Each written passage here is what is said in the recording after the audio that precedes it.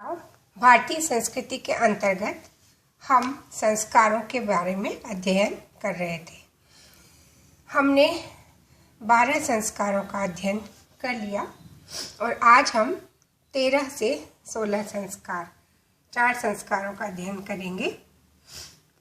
13वां संस्कार है छात्राओं केशांत, 14वां समावर्तन, 15वां विवाह संस्कार और 16वां अंत्येष्टि संस्कार। केशांत संस्कार। केशांत संस्कार 16वें वर्ष में ब्राह्मण का, 22वें वर्ष में क्षत्रिय का, 24वें वर्ष में वैश्य का केशांत संस्कार किया जाना चाहिए, ऐसा मनुस्मृति में कहा जाता है। इस केशांत संस्कार में ब्रह्मचारी की दाढ़ी मूंछों का, जो कि तरुण होने का लक्षण है, युवावस्था में देखते हैं हम कि बच्चों के दाढ़ी मूंछें आती है, तो सर्वप्रथम उन दाढ़ी मूंछों का जो तरुण होने का लक्षण है सर्वप्रथम क्षौर किया जाता था और नाई को विभिन्न उपहार दिए जाते थे। यह संस्कार चूड़ा कर्म के समान ही होता था। भेद अंतर केवल इतना ही था कि इसमें सिर के बालों का उसके स्थान पर दाढ़ी मूंछों का क्षौर होता था। नेक्स्ट है समावर्तन संस्कार। 14वां संस्कार समावर्तन संस्कार। समावर्तन का अर्थ है गुरु गृह से विद्याध्ययन समाप्त कर घर लौटना। समावर्तन संस्कार के अंतर्गत ब्रह्मचर्य जीवन की समाप्ति, यानी ब्रह्मचर्य आश्रम, हमने 4 आश्रम पढ़े थे, तो ब्रह्मचर्य आश्रम में विद्यार्थी है, ब्रह्मचारी है, वह अध्ययन करता था। तो यह ब्रह्मचर्य जीवन की समाप्ति, समावर्तन संस्कार जो है वह ब्रह्मचर्य जीवन की समाप्ति पर संपन्न होता था और इस अवसर पर आचार्य ब्रह्मचारी को जीवन संबंधी उपदेश भी देता था, जैसे सत्यम वद, धर्मम चर, स्वाध्यायात्मा प्रमद, सत्यात् न प्रमदितव्यम, मातृदेवो भव, पितृदेवो भव, आचार्य देवो भव, अतिथि देवो भव, यानि अनवद्यानि कर्माणि तानि सेवितव्यानि नो इतराणि। तो इस तरह से तैत्तिरीय उपनिषद में ये इस तरह से बताया गया है शिक्षावल्ली में, अर्थात सत्य बोलो, धर्म का आचरण करो, स्वाध्याय में आलस्य मत करो, सच को मत छोड़ो, सच से प्रमाद मत करो, माता पिता को देवता के समान समझो, आचार्य और अतिथि को देवता के तुल्य सम्मान प्रदान करो और अनवद्यानि कर्माणि, यानी जो दोष रहित कार्य हैं उनको संपन्न करो, नो इतराणि, दूसरे कर्मों को नहीं, दोष रहित कार्यों को करो, ताकि हम अच्छे कर्म की ओर बढ़ें और अच्छे आचरण हम करें। जो हमारे अच्छे आचरण हैं उन्हीं को हमें करना चाहिए, दूसरे प्रकार के कार्यों को नहीं। नेक्स्ट है विवाह संस्कार।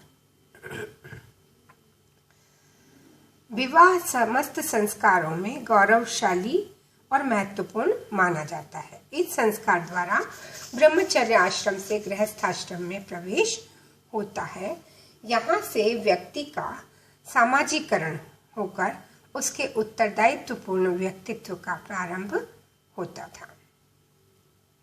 गृहस्थाश्रम अन्य 3 आश्रमों की अपेक्षा श्रेष्ठ माना जाता था और स्वर्गलोक और इस लोक में सुख की अभिलाषा करने वाले व्यक्ति को इस आश्रम का पालन करना आवश्यक समझा जाता था। उस समय विवाह वैयक्तिक न होकर एक पारिवारिक विषय था और वास्तव में तो उस समय वंश की अक्षुण्णता को बनाए रखने के लिए संतानोत्पत्ति करना ही विवाह का प्रमुख लक्ष्य था। धर्म, अर्थ, काम और मोक्ष इसी संस्कार पर निर्भर करते थे। विवाह 8 प्रकार के बताए गए हैं छात्राओं। ब्राह्म दैव विवाह, आर्ष विवाह, प्राजापत्य विवाह, आसुर, गांधर्व, राक्षस और पैशाच।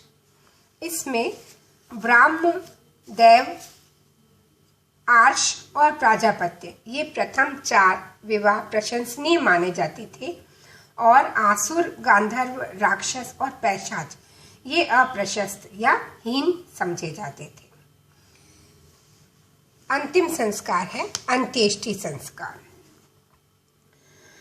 यह मनुष्य का अंतिम संस्कार है। संस्कारों का उद्देश्य आत्मा का अभ्युदय करना भी था। आत्मा पंच तत्व का शरीर आच्छादित किए हुए है। इस दुर्ग में बंदी बनी आत्मा राग, द्वेष आदि षट रिपुओं के नियंत्रण में पड़कर उसके अधीन हो जाती है। उनको परास्त करने के बाद आत्मा परमात्मा का साक्षात्कार कर सकती है। इस लक्ष्य की प्राप्ति के लिए अंत्येष्टि संस्कार का संपादन किया जाता था।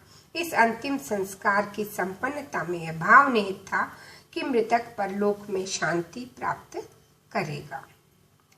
हिंदुओं में अंत्येष्टि संस्कार विधिवत संपन्न किया जाता है।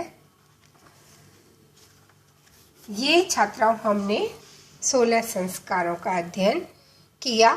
आप पुनः इन 16 संस्कारों का अध्ययन करिएगा और आपको शब्द सीमा में जिस तरह से संस्कारों के विषय में जिस तरह का भी प्रश्न आता है तो उनको देख करके आप लिखने का भी अभ्यास कीजिएगा कि 4 संस्कार कितने शब्द सीमा में कैसे लिखे जाते हैं, तो ये आप उसका भी प्रयास कीजिएगा। पुनः सारे संस्कारों का एक बार अध्ययन करिएगा। उसके बाद आपका इस संबंध में क्विज भी होगा और उत्तर आपको उसमें बस इस तरह के विषय ऑब्जेक्टिव प्रश्न दिए जाएंगे, तो उनको भी आप करने के लिए अच्छे तरह से संस्कारों का अध्ययन कर लीजिएगा।